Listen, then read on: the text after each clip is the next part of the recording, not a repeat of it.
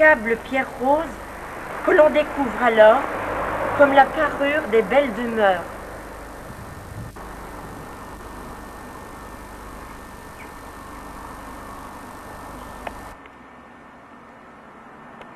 Toute en pierre d'Éplochère, est sans doute l'un des plus beaux joyaux de ce patrimoine, en plein centre-bourg.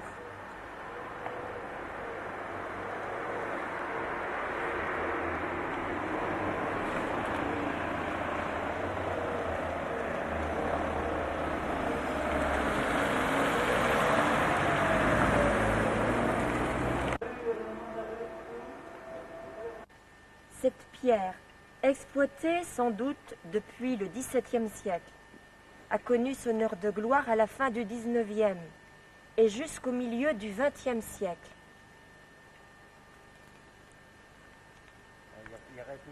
Nous voici en présence d'un vétéran de cette exploitation. C'est monsieur Albert Baudin.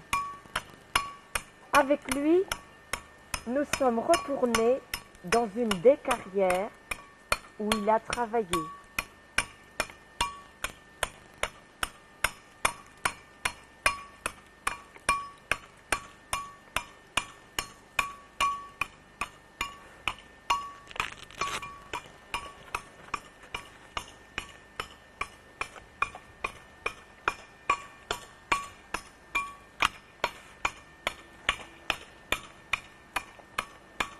Voilà un élément de cette pierre d'Éplochère qui servait dès le temps pour les constructions de maisons, des embrasures de portes, les linteaux de fenêtres et des tout.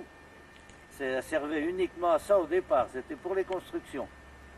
Et au fil des années, ils se sont rendus compte que cette pierre était réfractaire. Alors, elle a servi pour la construction des fours à chaud, et des fours à tuiles, et des hauts fourneaux. Il y en avait partout dans la région. Il y avait Benet, il y avait Coulonges-sur-l'Autise, il y avait Saint-Vincent-Sterlange, il y avait dans la Vienne, je ne sais plus où, je ne me rappelle plus. Tiens. Enfin, bref, puis en Bas-Sainte, des fours à chaud, des hauts fourneaux de Bas-Sainte. On travaillait beaucoup pour ça. Cette pierre, qui est une pierre réfractaire, résiste au feu jusqu'à 1300 degrés. C'est pour ça qu'elle était employée pour ces fours à chaud. Alors quand elle chauffait au-dessus de 1000 degrés, elle se vitrifiait, toute la paroi se vitrifiait. D'environ un bon centimètre, 2 centimètres d'épaisseur. C'était même très joli à voir dans les fours à tuiles. Il y en a encore d'ailleurs un qu'on pourrait voir à Puy-de-Serre, le foyer, que j'ai moi-même taillé en 1950. Quand cette couche de verre était partie, avec les blocs de chaux qui tombaient dans le four, à force, après, quand le verre était parti, la pierre s'effritait toute et n'avait plus de résistance. Ces couches de pierre sont toutes couchées du nord au sud, toutes dans la même pente. C'est des par couches de 10, de 20, de 30, de 40, même 50 cm d'épaisseur. Et ça va tout dans le même sens.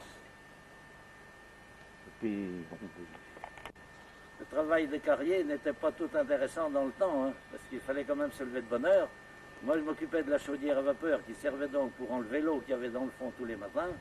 Il fallait embaucher 2 heures avant l'autre personnel pour que tout soit prêt quand ils arrivent, pour que l'eau soit évacuée du fond de la carrière.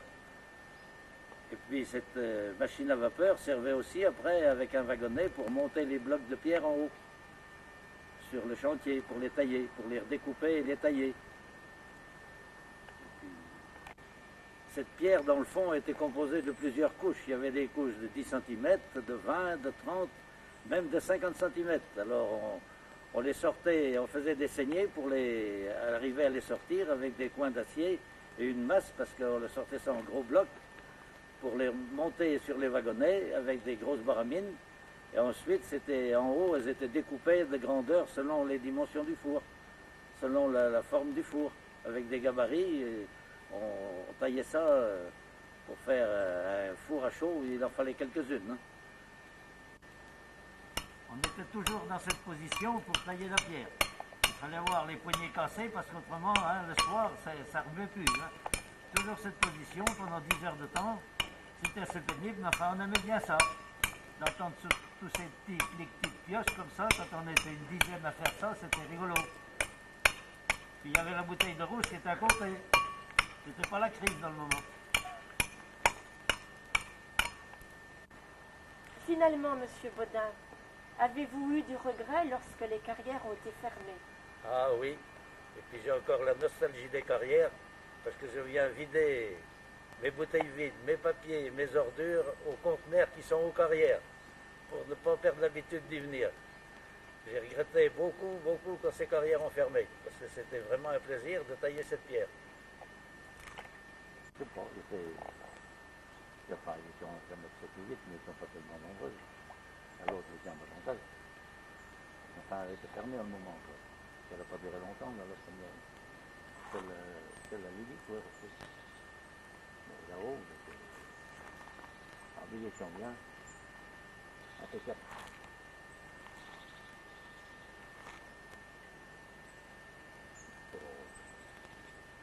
C'est sûr que si tout était prêt, il avait bien fait la plateforme pour le broyeur. C'est prêt. Les deux volants ils sont venus pour mettre sur la chaudière, pour le faire tourner. Et ils veulent le machin avec.